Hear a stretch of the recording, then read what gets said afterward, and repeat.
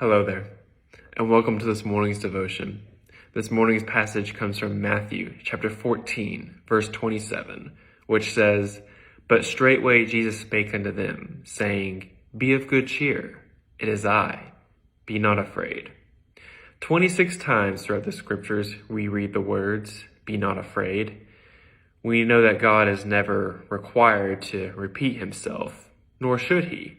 Yet, for our sakes, he repeats his words of comfort and joy time and time again.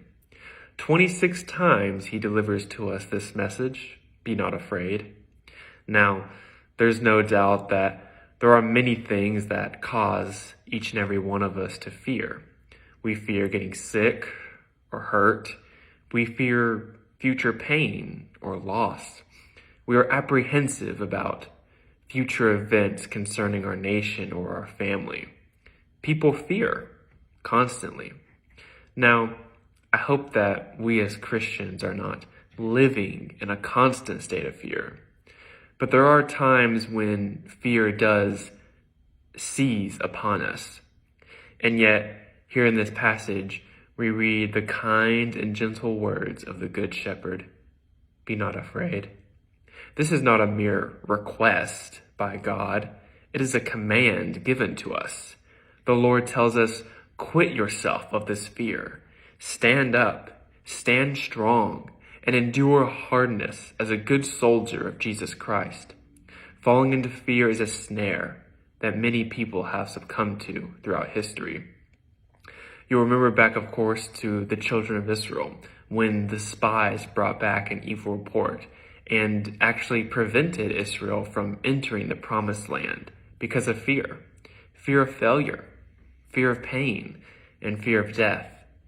Now, although we read about this event in the book of Numbers, what makes this event all the more disheartening is what we read in the very last verse of the book of Exodus. In Exodus chapter 40, verse 38, we read the words, "For the cloud of the Lord was upon the tabernacle by day, and fire was on it by night, in the sight of all the house of Israel throughout all their journeys." This verse tells us that the physical presence of God was visibly with the children of Israel all the time that they were in the wilderness. When the spies brought back their evil report, all Israel had to do was glance over to that tabernacle and behold the God that had promised to deliver them. His cloud was there by day, and his fire was there by night. How sad it is to see God and yet still succumb to fear. Jesus said, "Be not afraid, it is I." The reason that Jesus tells us not to be afraid is because he is. And is there any better reason than that? Thank you for joining this morning, and I pray that you have a blessed day.